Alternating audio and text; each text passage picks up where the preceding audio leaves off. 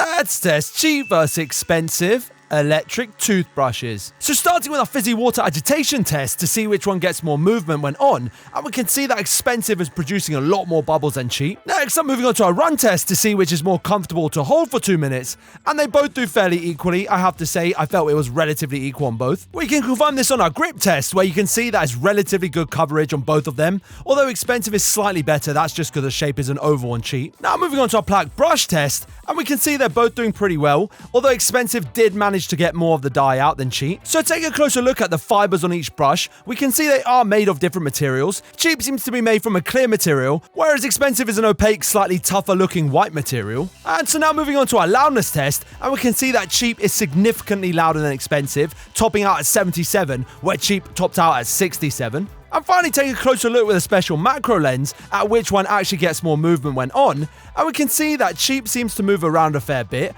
but when you have a look at expensive, you can see it moves so fast the camera almost can't capture it at 120 frames per second. And so overall expensive wins. But cheap is also a more than adequate option, and I think that's very cool.